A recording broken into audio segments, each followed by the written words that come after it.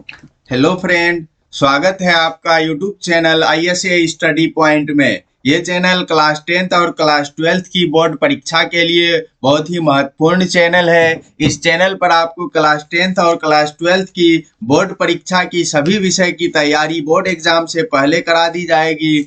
सभी विषय का ऑब्जेक्टिव क्वेश्चन आपको इस चैनल पर मिलेगा, जिससे आप बोर्ड एग्जाम में 400 प्लस स्कोर कर पाएंगे। तो अगर आप बोर्ड एग्जाम में 400 प्लस स्कोर करना चाहते हैं तो चैनल को सब्सक्राइब कर लें, साथ ही बेल आइकन दबा करके नोटिफिकेशन ऑल कर लीजिए, ताकि जैसे ही वीडियो बने आप तक नोटिफिकेशन पहुंच जाए। वीडियो अगर अच्छा लगे तो वीडियो को लाइक करिएगा, कमेंट करिएगा और अपने दोस्तों तक शेयर भी जरूर करिएगा, ताकि वो भी कुछ लाभ ले सके और अपनी बोर्ड परीक्षा की तैयारी एकदम शानदार तरीके से कर पाए। आप अगर इस चैनल के साथ जुड़े रहते हैं तो हमारी गारंटी है कि आप बोर्ड परीक्षा में 400 प्लस स्कोर करेंगे। आइए शुरू करते हैं वीडियो को।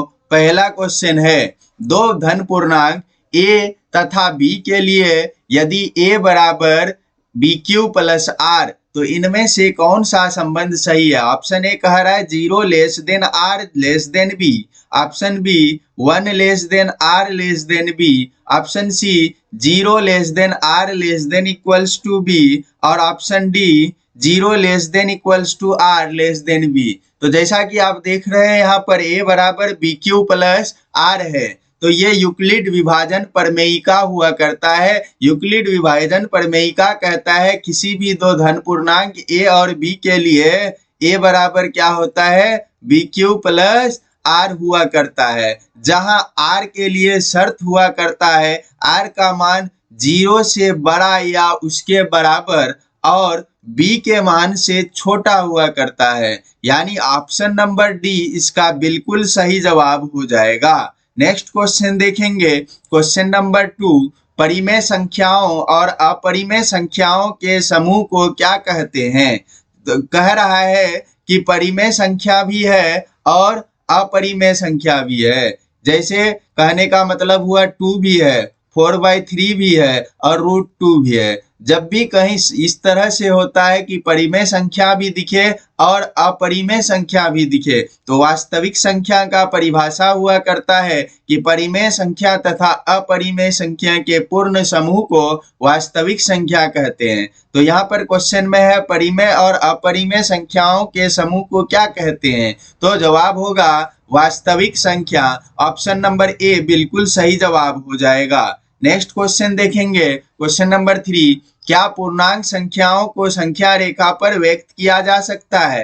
तो जैसा कि हम लोग जानते हैं संख्या रेखा कुछ इस प्रकार का होता है और जिसका बीच में 0 रहता है, इधर प्लस में इधर माइनस में। पूर्णांक संख्या किसको कहते हैं? गिनती की सभी संख्याएं, जैसे 0, 1, 2, 3, माइनस में भी होगा -1, -2, -3। संख्या रेखा पर भी तो इसी तरह से लिखा होता है, 1, 2, 3, इस तरह से -1, -2, -3।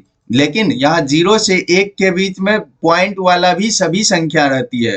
तो ना केवल पूर्णांक संख्या बल्कि इसमें परिमेय संख्या भी व्यक्त किया जाता है। तो जैसा कि क्वेश्चन है पूर्णांक संख्याओं को संख्या रेखा पर व्यक्त किया जाना संभव है, तो यहाँ पर व्यक्त किया जा चुका है, यानी बिल्कुल संभव है। ऑप्शन नंबर बी इसका सही जवाब होगा।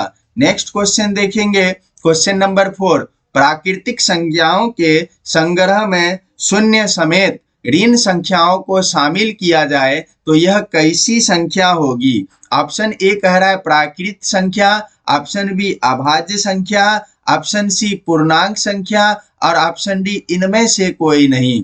कह रहा है प्राकृत संख्या है। प्राकृत संख्या किसको कहते हैं? 1 से लेकर के गिनती की सभी संख्या को प्राकृतिक संख्या कहा जाता है। अब इस संख्या में क्या जोड़ रहा है? शून्य समेत ऋण संख्या। शून्य भी लगाएंगे और ऋण की संख्या भी लगाएंगे, यानी -1 भी लगाएंगे, -2 भी लगाएंगे, -3 भी लगाएंगे। जब ये सब को एक साथ कर लिया जाता है तो इन सब को मिलाकर के क्या कहते हैं हम लोग? पूर्णांक संख्या कहते हैं। यानी ऑप्शन नंबर सी इसका बिल्कुल सही जवाब हो जाएगा। नेक्स्ट क्वेश्चन देखेंगे, क्वेश्चन नंबर 5, संख्या रेखा पर पूर्ण संख्याओं का निरूपण होगा अथवा नहीं होगा। ऑप्शन ए होगा, ऑप्शन बी नहीं होगा, ऑप्शन सी ए और बी दोनों होगा, ऑप्शन डी इनमें से कोई नहीं। जैसा कि क्वेश्चन कह रहा है संख्या रेखाओं पर पूर्ण संख्या का निरूपण होगा कि नहीं होगा। पूर्ण संख्या 0 से लेकर के क्या तक होती है, इन्फिनिटी तक, 1 2 3 इस तरह से कहां तक चलती है, अनंत तक चलती है। तो क्या ये संख्या रेखा पर नहीं दिखाया जाता है? बिल्कुल दिखाया जाता है। यानी ऑप्शन नंबर ए इसका सही जवाब होगा कि संख्या रेखा पर पूर्ण संख्या का निरूपण होगा। नेक्स्ट क्वेश्चन देखेंगे, क्वेश्चन नंबर 6।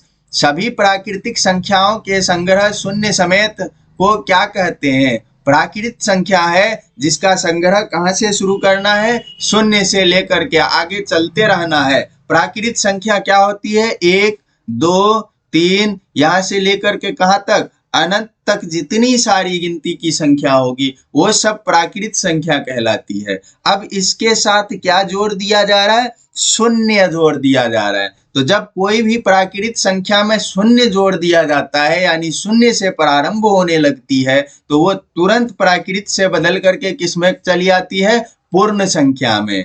यानी हम लोग ये कह सकते हैं कि सभी प्राकृत संख्या पूर्ण संख्या होती है, लेकिन सभी पूर्ण संख्या कभी भी प्राकृत संख्या नहीं होती है। इसका जो सही जवाब होगा वो ऑप्शन नंबर ए इसका बिल्कुल सही जवाब हो जाएगा। आइए देखते हैं अगला क्वेश्चन, क्वेश्चन नंबर 7। अगर पूर्णांक b, a पूर्णांक से पूर्णतः विभाज्य है तो b को a का क्या कहा जाएगा? भाज्य, ऑप्शन बी अपवर्तय, ऑप्शन सी शेषफल, ऑप्शन डी कोई नहीं। जैसा कि कह रहा है b a से पूर्णतः भाग जाता है। b को जब a से भाग दिया जाता है तो भाग होता है, कुछ वैल्यू निकलता है, वो भी पूर्णांक में नहीं, पूर्णांक में वैल्यू निकलता है, बटे में नहीं आता है, पॉइंट में नहीं आता है। तो पूछ रहा है b को a का क्या कहेंगे? तो जब पूरा पूरा भाग गया है तो इसको भाग्य कहा जाता है। ऑप्शन नंबर ए इसका बिल्कुल सही जवाब होगा। नेक्स्ट क्वेश्चन देखेंगे, क्वेश्चन नंबर 8। क्या 0 किसी पूर्णांक को विभाजित करता है? ऑप्शन ए कह रहा है हाँ, ऑप्शन बी नहीं, ऑप्शन सी ए और बी दोनों, ऑप्शन डी इनमें से कोई नहीं। क्या 0 किसी पूर्णांक संख्या को विभाजित करता है? मान लेते हैं पूर्णांक संख्या 5 ले लेते हैं, 5 क्या 0 से विभाजित होगा? नहीं, बिल्कुल नहीं होगा, बल्कि ये क्या हो जाएगा, अपरिभाषित हो जाएगा। इसका कोई परिभाषा नहीं दिया जा सकता है, यानी इस तरह से विभाज्य कर पाना संभव ही नहीं होगा। तो इसका जो सही जवाब होगा वो नहीं होगा, यानी ऑप्शन नंबर बी इसका बिल्कुल सही जवाब हो जाएगा। नेक्स्ट क्वेश्चन देखेंगे, क्वेश्चन नंबर 9। यूक्लिड विभाजन एल्गोरिथ्म का अनुप्रयोग होता है। ऑप्शन ए 2 धनात्मक पूर्णांकों के लॉसो निकालने, ऑप्शन बी 2 धनात्मक पूर्णांकों के मौसों निकालने में, ऑप्शन सी 3 धनात्मक पूर्णांकों के मौसों निकालने में, और ऑप्शन डी 3 धनात्मक पूर्णांकों के लॉसो निकालने में। तो जैसा कि यूक्लिड विभाजन एल्गोरिथ्म का बात होता है तो यूक्लिड विभाजन एल्गोरिथ्म कहता है कि 2 धन पूर्णांक a और b दिया जाए तो उसका क्या निकाला जा सकता है, HCF हाईएस्ट कॉमन फैक्टर, महत्तम समापवर्तक मौसो निकाला जा सकता है। किसका? 2 धनात्मक पूर्णांक a और b का। तो यहाँ यूक्लिड विभाजन एल्गोरिथ्म का उपयोग करेंगे 2 धनात्मक पूर्णांकों के महत्तम समापवर्तक निकालने में, यानी ऑप्शन नंबर बी इसका बिल्कुल सही जवाब हो जाएगा। नेक्स्ट क्वेश्चन देखेंगे, क्वेश्चन नंबर 10। धनात्मक विषम पूर्णांक के किस रूप का होता है? ऑप्शन ए 2q रूप का होता है जहां q धनात्मक पूर्णांक है, ऑप्शन बी 3q रूप का होता है जहां q धनात्मक पूर्णांक है, ऑप्शन सी 3q-1 रूप का होता है जहां q क्या है, धनात्मक पूर्णांक है, और ऑप्शन डी 2q+1 रूप का होता है जहां q क्या है, धनात्मक पूर्णांक है। तो जैसा कि जानते हैं सम पूर्णांक होता है 2q रूप का, जैसे 2, 4, 6, 8 ये सब होता है। विषम की बात करें तो जो है ये 1, 3, 5, 7 इस तरह से होता है, और इसका जो रूप होता है ये 2q के +1 के रूप का हुआ करता है। जैसे q का वैल्यू 0 रखें तो यहाँ पर 1 आ जाएगा, 2 रखें तो 2 दूनी 4 और 1 5 आ गया, 1 रखें तो 2 × 1 2 +1 3 आ गया, 3 रखेंगे तो 3 2 जा 6 और 1 7 आ गया। यानी सारा का सारा विषम पूर्णांक यहाँ से आपको मिल जाएगा। सम निकालना हो तो इस पे रखेंगे 2q पर तो 2 × 1 2 आ जाएगा, 2 × 2 4 आ जाएगा, 2 × 3 6 आ जाएगा। इस तरह से पूर्णांक निकल करके आ जाता है। तो जब भी धनात्मक विषम पूर्णांक की बात कही जाए तो हम लोग कहेंगे किस रूप का होता है 2q + 1, लेकिन शर्त के साथ q क्या होनी चाहिए, धनात्मक पूर्णांक होनी चाहिए। लेकिन जब वही विषम का वो हटा करके सिर्फ सम पूर्णांक की बात कहे तो यहाँ से +1 हटा देंगे और कौन सा जवाब देंगे, 2q रूप का होता है। तो अभी फिलहाल विषम पूर्णांक कहा गया है तो विषम के लिए 2q + 1 रूप होगा, यानी ऑप्शन नंबर डी इसका बिल्कुल सही जवाब हो जाएगा। तो वीडियो कैसा लगा कमेंट करके बताइएगा। वीडियो अच्छा लगा हो तो वीडियो को लाइक करें, कमेंट करें, अपने दोस्तों तक शेयर करें, और हाँ, चैनल को सब्सक्राइब करना बिल्कुल भी ना भूलें, ताकि जैसे ही वीडियो बने आपको वीडियो मिल जाए और आप बोर्ड परीक्षा में 400 प्लस का स्कोर कर पाएं। Thank you.